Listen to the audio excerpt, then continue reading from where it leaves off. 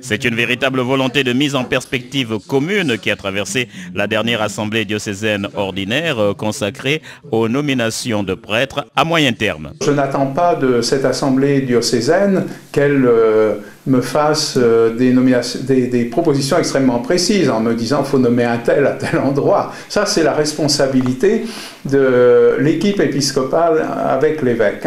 Mais par contre, elle peut très bien me dire, et c'est ça que j'attends, me faire des suggestions sur faut donner, Monseigneur, donner priorité à l'envoi de prêtres dans telle réalité du diocèse parce que ça nous semble important pour la mission de l'Église. Par exemple, on peut me dire donner priorité à la nomination de prêtres en direction des jeunes.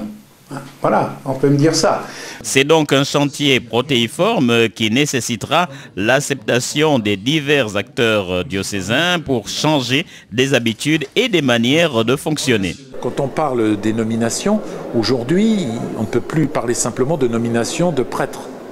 Quand le conseil épiscopal, vers Noël ou un peu après, se dit mais quels sont actuellement les besoins du diocèse, qui arrive en fin de course, qu'est-ce qu'il faut envisager, les questions se posent par rapport aux prêtres, mais aussi aux diacres et par rapport aux laïcs en mission ecclésiale.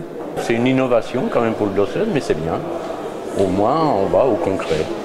De toute façon, il faut bien que l'Église change certaines règles qui n'ont plus lieu d'être, que ce soit sur les nominations et autres. Peut-être que nous sommes dans une période maintenant où il nous faut à nouveau penser à l'évangélisation, c'est-à-dire à toutes ces personnes dont on vient de parler, qui sont vraiment nombreuses, qui sont sur le parvis, on peut les appeler les chrétiens du parvis, qui sont baptisés, mais qui sont en fait, qui n'ont pas conscience qu'elles sont vraiment dans l'Église. Si on a bien conscience que c'est peut-être cela aujourd'hui la priorité, eh bien en effet, dans la nomination des prêtres, dans la manière de vivre au quotidien, si on fait rentrer ce critère, je pense que effectivement, eh bien le reste s'ordonnera à cette priorité-là.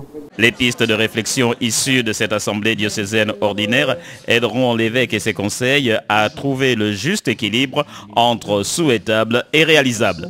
Il faudra vivre cela avec une certaine humilité, parce qu'on pourra avoir sans doute de belles suggestions, de belles propositions, et nous-mêmes prendre de belles décisions qui seront peut-être renversées, impossibles à mettre en œuvre, parce que il y aura eu un prêtre sur qui on comptait et qui aura eu un grave problème de santé, ou pire, sera même décédé.